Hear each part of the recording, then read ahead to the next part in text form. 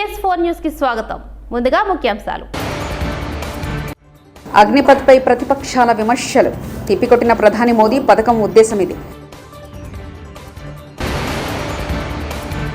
నిరుద్యోగుల నిరసనలు వద్దు, సమస్య చెప్తే అండగా ఉంటాం సీఎం రేవంత్ రెడ్డి.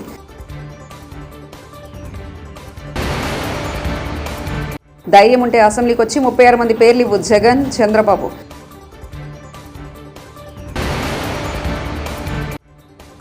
దమ్ముంటే అసెంబ్లీకి రా, జగన్కు చంద్రబాబు సవాల్. అగ్నిపథ్ పథకంపై ప్రతిపక్షాలు చేస్తున్న విమర్శలకు ప్రధాని నరేంద్ర మోదీ ఖండించారు. ఈ పథకంపై యువతను తప్పుదోవ పట్టించే విధంగా ఆయా పార్టీలు వ్యవహరిస్తున్నాయంటూ ప్రతిపక్షాలపై ఆయన మండిపడ్డారు. జూలై 26వ తేదీ కార్గిల్ దివస్. ఈ సందర్భంగా అగ్నిపథ్ పథకంపై ప్రతిపక్షాల విమర్శలకు ఆయన తిప్పికొట్టారు. సైన్యంలో సంస్కరణ కోసం ఈ పథకాన్ని తీసుకొచ్చినట్లు తెలిపారు. సైన్యంలోని యువరక్తాన్ని తీసుకురావడంతో పాటు యుద్ధానికి ఎల్లవెల్లా సన్నద్ధంగా ఉండే విధంగా యువతను తయారు చేయడం ఈ పథకం యొక్క ముఖ్య ఉద్దేశమని ఆయన పేర్కొన్నారు. ये हम सबकी चिंता बढ़ाता रहा है, इसलिए ये विषय बरसों तक अनेक कमिटियों में भी उठा, लेकिन देश की सुरक्षा से जुड़ी इस चुनौती के समाधान की पहले इच्छा शक्ति नहीं दिखाई गई. నిరుద్యోగులకు ఏదైనా సమస్య వస్తే నిరసనలు, ఆందోళనలు చేయాల్సిన అవసరం లేదని సీఎం రేవంత్ రెడ్డి తెలిపారు. ఏ సమస్య వచ్చినా తమకు విజ్ఞప్తి చేయాలని సూచించారు. నిరుద్యోగులకు రేవంత్ అండగా ఉంటానని, మంత్రులు ఎల్లవెల్లలా అందుబాటులో ఉంటారని చెప్పారు. రంగారెడ్డి జిల్లాలోని వట్టినాగులపల్లిలో నిర్వహించిన అగ్నిమాపక శాఖ పాసింగ్ అవుట్ ప్యారెడ్లో ఆయన పాల్గొన్నారు. గత 10 ఏళ్లు నిరుద్యోగులు ఉద్యోగ ఉపాధి కోసం ఎదురు చూశారన్నారు. కాంగ్రెస్ హయాంలో 90 రోజుల్లో 31,000 ఉద్యోగ నియామక పత్రాలు అందించినట్లు తెలిపారు. బడ్జెట్లో విద్యా వ్యవసాయానికి అత్యంత ప్రాధాన్యత ఇచ్చామన్నారు. తాము అధికారంలోకి వచ్చిన తర్వాత ప్రభుత్వ ఉద్యోగులకు 1వ తేదీన వేతనాలు ఇస్తున్నట్లు రేవంత్ రెడ్డి తెలిపారు. డిసెంబర్ 3 నాడు ప్రజాప్రభుత్వాన్ని తెలంగాణ ప్రజలు ఎన్నుకొని 7 తారీఖు నాడు ప్రమాణ స్వీకారం చేసి 90 రోజులు తిరిగే లోపల 31,000 ఉద్యోగ నియామక పత్రాలు ఎక్కడైతే ఎల్బీ స్టేడియంలో మేము ఉద్యోగ ప్రమాణం చేసినామో అక్కడనే మీకు కూడా ఈ రాష్ట్ర తెలంగాణ యువకులకు 31,000 మందికి ఉద్యోగ ప్రమాణ పత్రాలు అందించడం జరిగింది. ఆ 31,000లో ఇక్కడ శిక్షణ పొందిన 483 అగ్నిమాపక సిబ్బందిగా ఈరోజు సేవలు అందించడానికి వస్తున్నారు. మీరు కూడా అందులో ప్రత్యక్షంగా పాల్గొన్నారు. మీ అందరికి కూడా నియామక పత్రాలు ఈ ప్రభుత్వం వచ్చిన ఎంబడే 90 రోజుల్లోనే మీరు ఎన్నాళ్ళుగానో ఎదురు చూస్తున్న మీకు ఉద్యోగ పత్రాలు అందించడం జరిగింది. ఆ ఉద్యోగ పత్రాలు అందుకున్న మీరు ఈరోజు కఠినమైన శిక్షణను పూర్తి చేసుకొని ఈ సమాజానికి మీ వంతు భాగస్వామ్యము, మీ వంతు సేవల్ని అందించడానికి ఈరోజు మీరు ముందుకు రావడం గర్వకారణము. ఈరోజు మీరు తీసుకుంటున్న బాధ్యత ప్రతి నెల 1 తారీఖు నాడు వచ్చే జీత భత్యాల కోసం కాదు. జీత భత్యాల కోసం ఎవరు ప్రాణత్యాగానికి సిద్ధపడరు. ఈరోజు అగ్ని ప్రమాదం జరిగిన, వరదలు వచ్చిన, అనుకోని దుర్ఘటనలు జరిగినప్పుడు అందరికంటే ముందు ఉండేదే అగ్నిమాపక సిబ్బంది. అందరినీ ప్రాణాలను కాపాడడానికి పూచిక ఆ బాధ్యత తీసుకునేదే అగ్నిమాపక సిబ్బంది.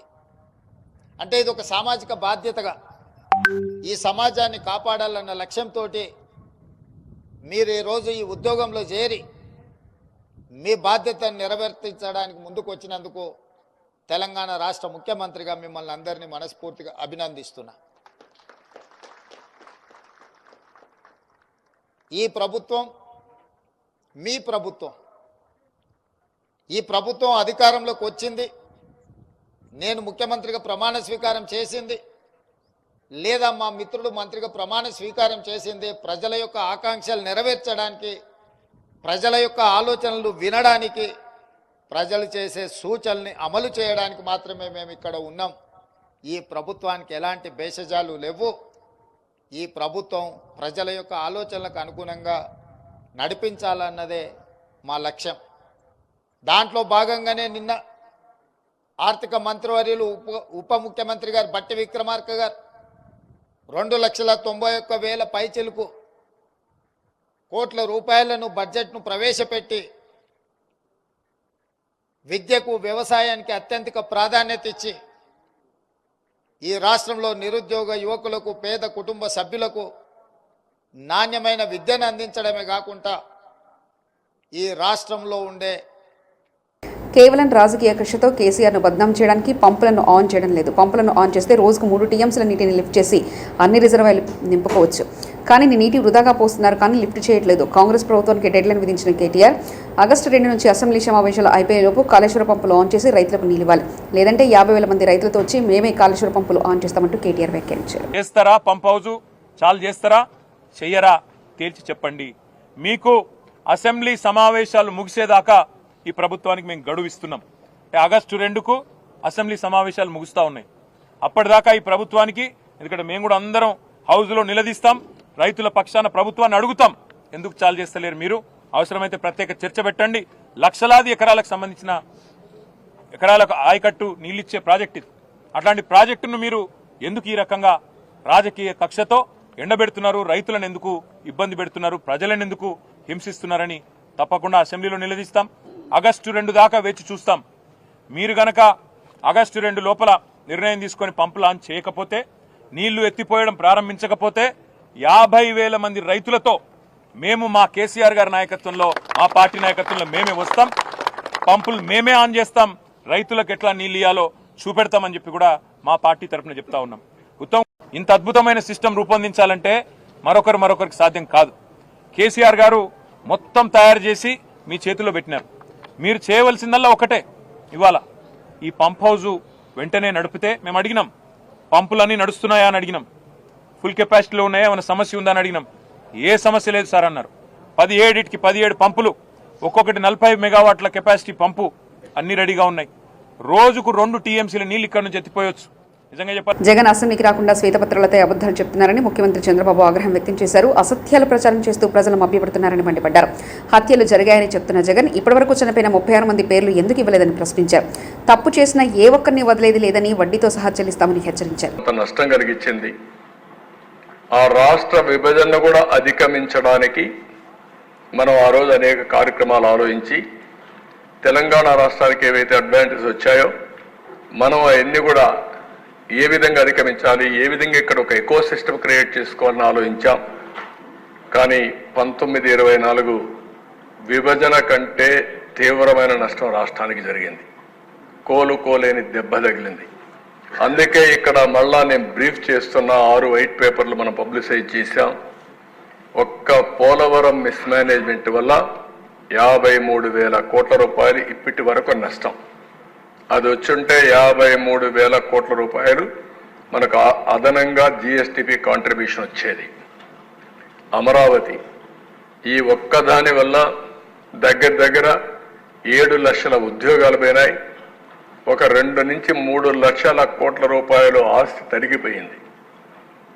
ఎప్పుడు కూడా ఒక విషయం మనం గుర్తుపెట్టుకోవాలి, ఆర్థిక వ్యవస్థ అంటే ఒక వ్యక్తి ఉత్పత్తి చేయాలి, ఒక వ్యక్తి వినియోగం చేయాలి. అది ప్రోడక్ట్ కావచ్చు, మ్యానుఫ్యాక్చరింగ్లో వరి ధాన్యం పండించే రైతు నుంచి వచ్చే ధాన్యం కావచ్చు, ఫ్యాక్టరీ నుంచి వచ్చే సూదులు కావచ్చు, లేకపోతే ఏదైనా వస్తువులు కావచ్చు, లేకపోతే సర్వీస్ అన్నప్పుడు మనం అనేక సర్వీసులు తీసుకుంటా ఉంటాం.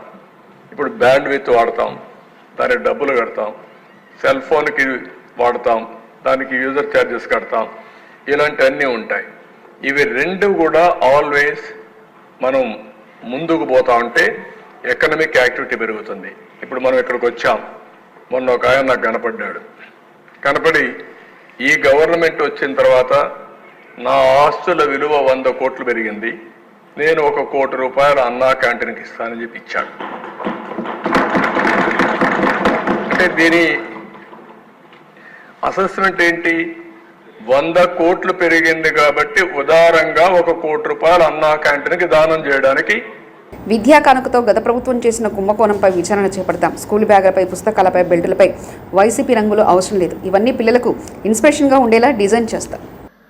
ప్రధానంగా ఏంటంటే ఏ స్కూల్లో ఎంతమంది విద్యార్థులు ఉన్నారు, గ్రోత్ ఉంటుందా లేదా అనేది 4th వీక్ ఆఫ్ ఆగస్ట్ మనం కనుక్కుంటాం. దాని తర్వాత అడ్మినిస్ట్రేషన్ శాంక్షన్స్ అన్ని చేసి అక్టోబర్లో టెండర్ ఫ్లోట్ చేస్తాం. దాని తర్వాత నెగోసియేషన్స్ అంతా చేసి వర్క్ ఆర్డర్స్ జనవరిలో ఇష్యూ చేసి మన పిల్లలు విద్యార్థులు స్కూల్కి వెళ్ళే సమయానికి కిట్స్ రెడీగా పెడతాం. That is the process. అంటే గత ప్రభుత్వానికి చాలా సమయం ఉంది, కానీ గత ప్రభుత్వం ఏం చేసిందంటే 24-25 వచ్చేగల ఏకపక్షంగా బిజినెస్ రూల్స్ పాటించకుండా ఎలాంటి ఫైనాన్స్ కంకరెన్స్ లేకుండా ఆర్డర్స్ జారీ చేసింది. ఇది వాస్తవం నాకు తెలియలేదు అధ్యక్ష, ఈరోజు తెలుసుకున్నాను. పెద్దలు ప్రశ్న వేశారనుక వాస్తవం ఇది ఈరోజు బయటకు వచ్చింది. తర్వాత నేను లోపలికి వెళ్తే 1530 రూపాయలు పర్ స్టూడెంట్ ఖర్చు పెట్టేది ఎందుకు 2702 రూపాయలు అయిందంటే అధికారుల దగ్గర నుంచి సరైన సమాధానం, అంటే నేనైతే ఆ సమాధానం సంతృప్తి చెందలేదు. అది మ్యాటర్ ఆఫ్ ఫ్యాక్ట్. దాంట్లో భాగంగా షూస్కి వచ్చేగల సైజ్ మిస్ మ్యాచ్ అనేది ఉంది అధ్యక్ష. జనరల్గా పిల్లలు పెరిగే వయసు కనుక కొంచెం మిస్ మ్యాచ్లు ఉంటే కాదని నేను అనట్లేదు. అది అదే స్కూల్లో కానివ్వండి, మండల్ స్థాయిలో జిల్లా స్థాయిలో రీప్లేస్మెంట్ ఆప్షన్ ఇచ్చాం. సో ఆ ప్రాబ్లం లేకుండా చేస్తాం. బ్యాగ్స్కి వచ్చేగల నాణ్యత లేదనేది పెద్దలు చెప్పారు, అది ఫీల్డ్లో కూడా కంపడింది. చాలా ఆర్టికల్స్ కూడా దీనిపైన వచ్చినాయి. దాంట్లో 2 విషయాలు. ఒకటి, గత ప్రభుత్వ అనాలోచన వల్ల బైలింగ్వల్ టెక్స్ట్ బుక్స్ అని ఇంగ్లీష్ మీడియం అన్నారు, అలానే ఇంగ్లీష్ మీడియం కమిట్ అవ్వలేదు అధ్యక్ష. సో ప్రతి టెక్స్ట్ బుక్స్ ఒక పక్కన తెలుగు ఉంది, ఇంకో పక్కన ఇంగ్లీష్ ఉంది. అంటే వెయిట్ పెరిగింది అధ్యక్ష.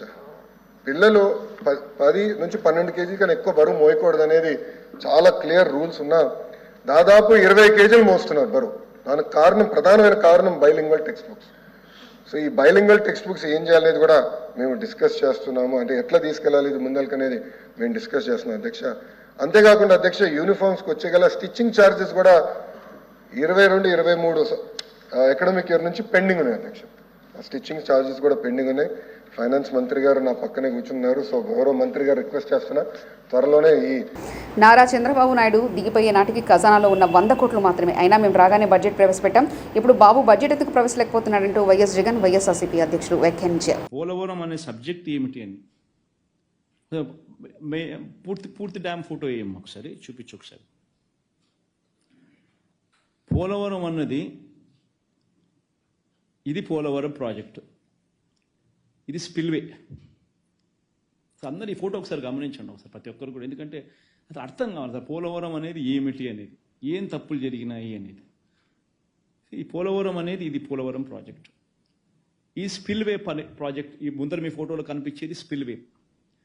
ఈ స్పిల్వే అనేది పూర్తి అవుతేనే నీకు అటువైపున నువ్వు డ్యామ్ కడితే ఆ డ్యామ్ నువ్వు కట్టినప్పుడు నీళ్లు నిలుస్తాయి. ఆ నీళ్లు డైవర్ట్ అయ్యి ఈ స్పిల్వే గేట్ల ద్వారా నీళ్లు బయటికి రావాలి. అలా రాకపోతే ఆ నీళ్లు ఎక్కడికి పోతాయి? చంద్రబాబు నాయుడు ఏం చేసినాడు? ఈ స్పిల్వే పనులు పూర్తి చేయలే. ఫౌండేషన్ లెవెల్లోనే ఆ స్పిల్వే పనులు ఆపేసినాడు. ఎందుకు స్పిల్వే ఫోటో చూపించిన ఒకసారి. ఫౌండేషన్ లెవెల్లోనే ఆపేసినాడు. ఇప్పుడు నెక్స్ట్ ఇంకో ఫోటో. అది ఒక వైపున ఆపేసి రెండో వైపున కాఫర్ డ్యామ్ కట్టడం మొదలుపెట్టాడు. కాఫర్ డ్యామ్ అంటే ఏంది? వాటర్ ఫ్లోను ఆపి నువ్వు మెయిన్ డ్యామ్ పనులు చేసుకునే స్ట్రక్చర్ను కాఫర్ డ్యామ్ అంటారు. సో కాఫర్ డ్యామ్ అనేది ఫస్ట్ కాఫర్ డ్యామ్ కడుతున్నావు, తర్వాత గ్యాప్ ఇచ్చి ఇంకొక కాఫర్ డ్యామ్ ఇటువైపున కడుతున్నావు. ఎందుకంటే నీళ్ళు అటువైపు నుంచి రాకూడదు కాబట్టి. మధ్యలో నువ్వు మెయిన్ డ్యామ్ కడతావు. ఈ 2 కాఫర్ డ్యామ్ స్ట్రక్చర్స్ మధ్యలో నువ్వు మెయిన్ డ్యామ్ కడతావు. That is rock filled main dam కడతావు. అది డిజైన్. ఈ కాఫర్ డ్యాములు అనేది ఎందుకు కడతావు? ఆ మెయిన్ అగ్నిపథ్పై ప్రతిపక్షాల విమర్శలు. తిప్పికొట్టిన ప్రధాని మోదీ పథకం ఉద్దేశం ఇది. నిరుద్యోగుల నిరసనలు వద్దు, సమస్య చెప్తే అండగా ఉంటాం సీఎం రేవంత్ రెడ్డి.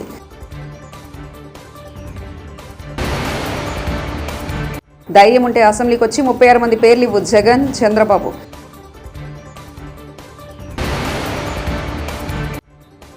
దమ్ముంటే అసెంబ్లీకి రా, జగన్కు చంద్రబాబు సవాల్.